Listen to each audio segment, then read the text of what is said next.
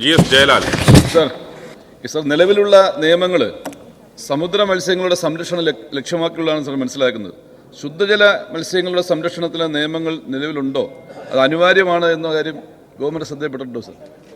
പരമ്പരാഗത മത്സ്യയിനങ്ങളിൽ പലതും വംശനാശ ഭീഷണി നേരിടുന്ന ഒരു സാഹചര്യത്തിൽ ഇവയെ സംരക്ഷിക്കുന്നതിനും ആവാസ വ്യവസ്ഥയിലെ കണ്ണികൾ മുറിയാതിരിക്കുന്നതിനും വേണ്ടി ഫിഷറീസ് വകുപ്പ് മുഖേന ഉൾനാടൻ ജലാശയങ്ങളിൽ മത്സ്യക്കുഞ്ഞുങ്ങളെ നിക്ഷേപിക്കുന്ന പദ്ധതി നടപ്പാക്കി വരുന്നു.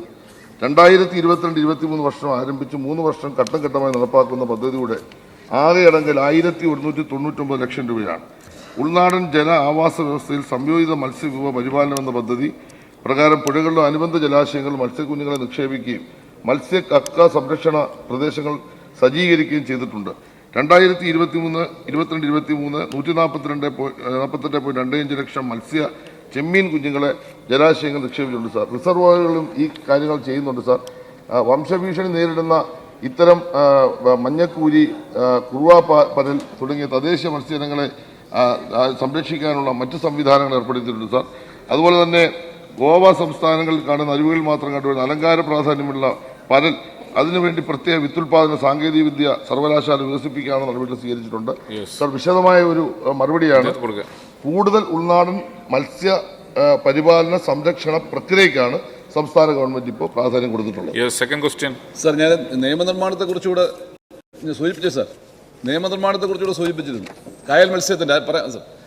ചോദിക്കാനുള്ളത് സാർ, ഈ കരിമീൻ, തിരുത, പൂമീൻ, വരാൽ തുടങ്ങിയ മലയാളികളുടെ ഇഷ്ടവിഭവങ്ങളിൽ നിന്ന് തീന്മേശ കുറഞ്ഞുകൊണ്ടിരിക്കുകയാണ് സാർ. സാറേ, ശുദ്ധജല മത്സ്യങ്ങളുടെ കലവറയെന്ന് വിശേഷിപ്പിക്കാവുന്ന അഷ്ടമുടി കായലിൽ പോലും ഇവയുടെ എണ്ണം കുറയുകയാണ്. സാർ, സമുദ്ര മത്സ്യമായ അയലയുടെയൊക്കെ സാന്നിധ്യം, കായലിന്റെ സാന്നിധ്യം വലിയ, അപ്പോൾ സമുദ്ര മത്സ്യങ്ങളുടെ സാന്നിധ്യം ഈ കായലിൽ വരുന്നത് കൊണ്ട് വലിയ ഒരു കായലിലെ ശുദ്ധജല മത്സ്യങ്ങൾ വലിയ ഭീഷണിയാണ്. ഇക്കാര്യം ശ്രദ്ധയപ്പെട്ടിട്ടുണ്ടോ? എന്ത് നടപടിയാണ് സ്വീകരിക്കാൻ കഴിയുക? ഞാനിവിടെ പറഞ്ഞല്ലോ, കായലിലും നദികളിലും ജലാശയങ്ങളുള്ള പരമ്പരാഗതമായി നമുക്ക് ലഭിച്ചുകൊണ്ടിരുന്ന മത്സ്യങ്ങളുടെ വംശഭീഷണി നേരിടുന്നുണ്ട്. അതിനുവേണ്ടിയുള്ള പഠനങ്ങൾ നടത്തിയിട്ടുണ്ട്, അതിനുവേണ്ടിയുള്ള നിലപാടുകൾ സ്വീകരിച്ചിട്ടുണ്ട്. മറുപടിയിൽ അതെല്ലാം വിശദമായി ഇവിടെ സൂചിപ്പിച്ചുകൊണ്ട് അതിലേക്ക് പോകുന്നില്ല. അങ്ങ് പറഞ്ഞ കായലിലെ പ്രശ്നം സത്യസന്ധമായ കാര്യമാണ്.